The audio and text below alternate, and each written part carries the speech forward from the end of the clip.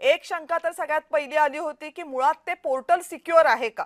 कारण अनेक विद्यार्थी म्हणतात की ते पोर्टल सिक्युअरच नव्हतं. हल्ली 12वीचे विद्यार्थी काही इतके लहान नसतात. त्यातले अनेक विद्यार्थी म्हणजे काही एथिकल हॅकर्स आहेत, त्यांनी सांगितलं की हे पोर्टल सहज हॅक करता येतं. बरं, ते रिझल्टच्या आधी सांगितलं होतं, तेही मान्य केलं नाही. आता काही विद्यार्थी सांगतात की तुम्ही कंत्राट देतानाच घोळ घातलेला आहे आणि त्यांनी त्या कंत्राटाचं प्रेझेंटेशन मुलांनी दिले आणि शेवटी त्याच्यावर तुम्हाला कारवाई करावी लागली. प्रश्न असा आहे की इतक्या महत्त्वाच्या गोष्टीचं कंत्राट देत असताना इतक्या मोठ्या चुका कशा झाल्या? ती जी कंपनी आहे जिला कंत्राट दिलं गेलं, तिची हिस्ट्री काही पाहता आली नाही का? मग अशा कंपन्यांना कंत्राट देण्यासाठी घाई का केली जाते?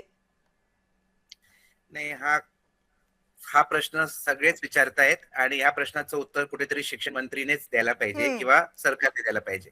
कारण इथे कुठेतरी भ्रष्टाचाराचा दुर्गंध येतोय या सगळ्या प्रकरणामुळे. आणि जे काही त्या विद्यार्थ्यांनी शोधून काढलं ते टेंडर्सचं, की ऑलमोस्ट 560 कंटेंडर्स होते, including companies like TCS. Correct. आणि तुम्ही टीसीएस सारख्या कंपनीला तुम्ही रिजेक्ट केलं आणि दुसऱ्या अशा या कंपनी जी ऑलरेडी ब्लॅकलिस्टेड होती तेलंगणामध्ये, त्याला तुम्ही थर्ड राऊंड मध्ये इंट्रोड्यूस केलं रूल्स बदलून.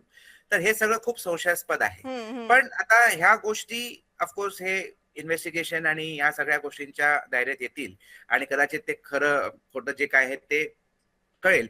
पण ही जी काही आस्पेक्ट आहे की पायलट न करता अशी यंत्रणा हं, राबवणं हं.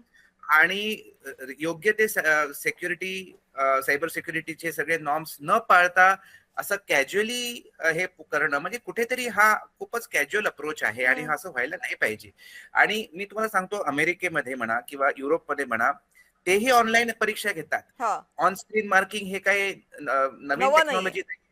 आणि ही गोष्ट एस्टॅब्लिश टेक्नॉलॉजी आहे आणि हे 10, 15, 20 वर्षांपासून खूप हं, सुरळीतपणे आणि छान पद्धतीने आणि सेफली ट्रान्सपरंटली घेतलं जातं. हं. तर आपण ते शिकायला पाहिजे. आता प्रोमेट्रिक सिस्टम नावाची एक खूप चांगली कंपनी जी अमेरिकेची ईटीएसच्या बरोबर काम करते, सॅट, जीआरई, जीमॅट एवढ्या वर्ष एवढी सुंदर पद्धतीने घेते.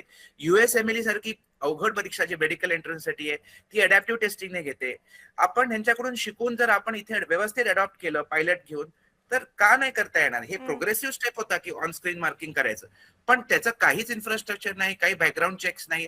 अशा पद्धतीने केल्याने हे सगळं कुठेतरी फसलेलं दिसतंय आणि खूप एम्बॅरेसिंग आहे गव्हर्नमेंटसाठी.